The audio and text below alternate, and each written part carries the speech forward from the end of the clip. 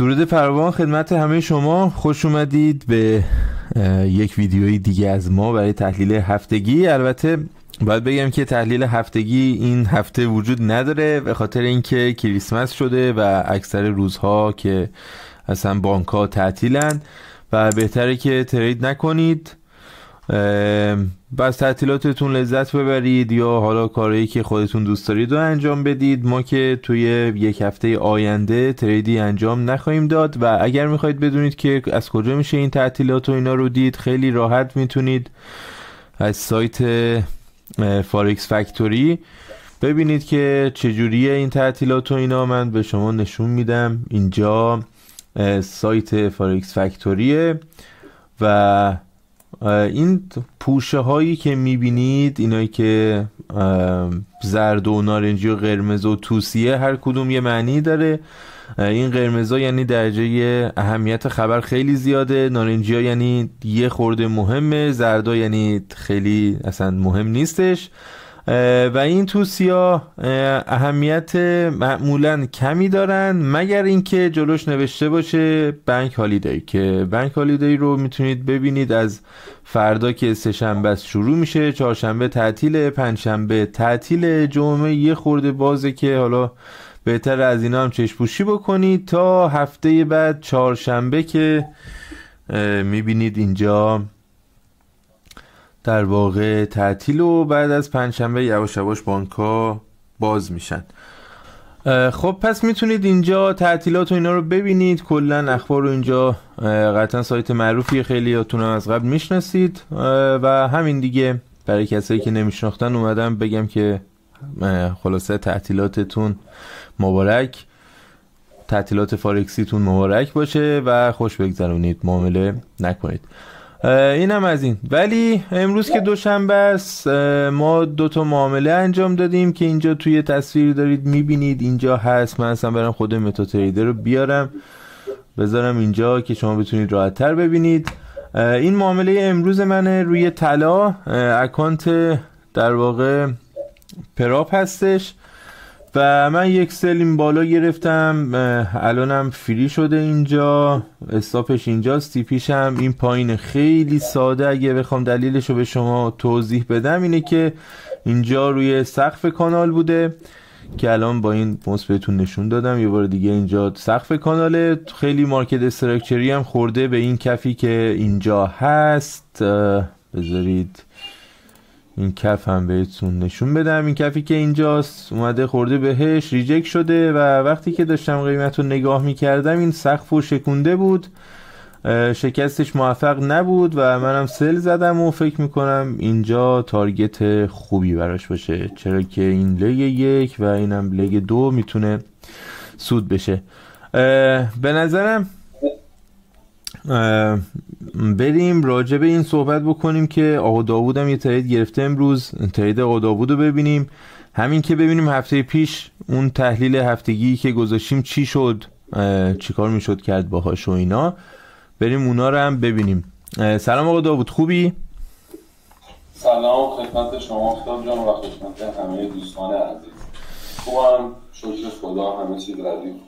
خب عالی عالی، خدا رو شکر.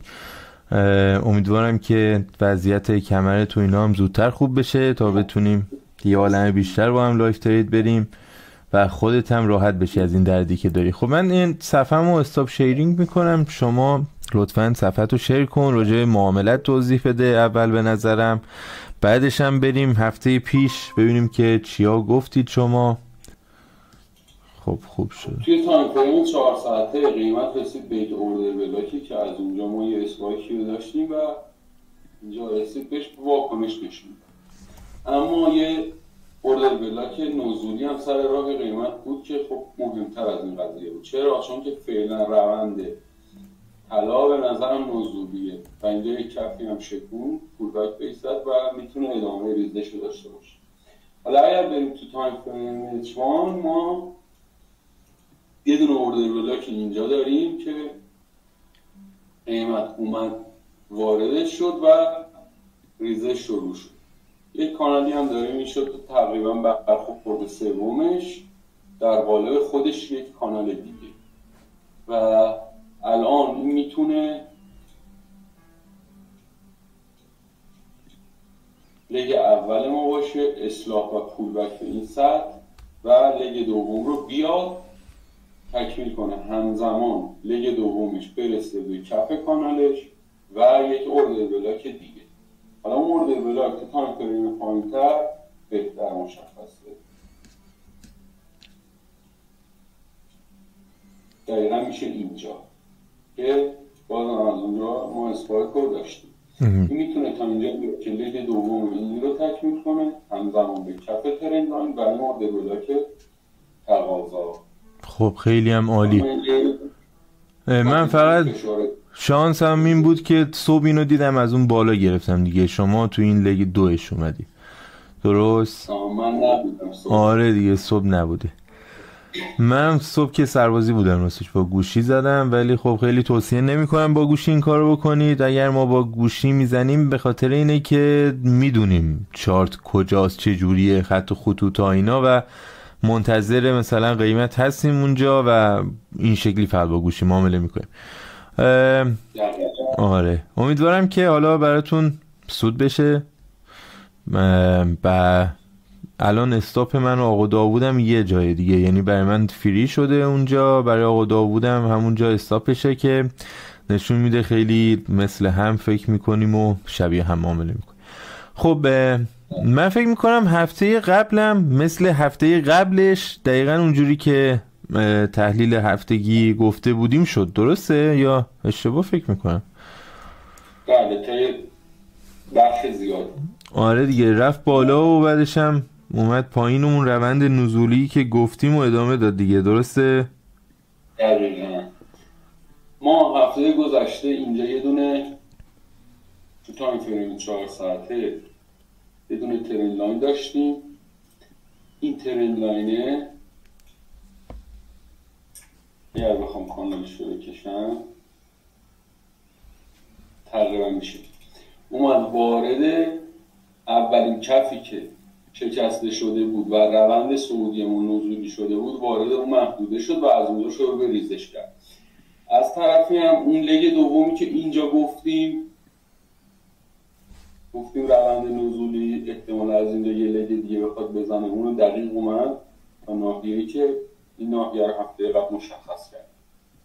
حالا از اینجا هفته قبل گفتیم که قیمت وقتی به اینجا برسه تصمیمات جدیدی برای طلا گرفته میشه، اما با توجه به تعطیلات و حالا فکر می‌کنم یکی دو هفته هم بعد از تعطیلات روند طلا همین شکلی نزولی باشه تا یه سیاست‌ها، تصمیمات جدید، تورما، آره چی میشه چی نمیشه، خلاصه دنیا که پر از سورپرایزه. آره فعلا که هیچ چیزی روی طلا مشخص نیست تا ببینیم بازار باز بشه، هرچی توی بازار بیاد، اون بانک‌های بزرگ بیان، مؤسسات بزرگ بیان، ببینیم که طلا چه سمتی حرکت. بله به نظر من دقیقاً بهتره تا باز شدن این بانک‌ها ما تریدینگ نکنیم بعد از امروز و دیگه منتظر بمونیم بانک‌ها باز بشن و ببینیم این مارکت چیکار قراره انجام بده. امیدوارم که از این ویدیو هم بتونید استفاده بکنید و خیلی دوست دارم که اگر شما چیزی هست که بهتون میتونه کمک بکنه، یعنی ما میتونیم ویدیوشو درست بکنیم که برای شما جالب باشه، بهتون کمک بکنه، ما این کار رو براتون انجام بدیم. برای همین اگر چیزی هست حتما نظرتون رو این زیر برای ما کامنت کنید، حتما ویدیو رو لایک کنید، چنل ما رو سابسکرایب کنید و نظرتون هم کامنت کنید، فراموش نشه. از طرف من خدا نگهدار و تا ویدیوی دیگه خداحافظ.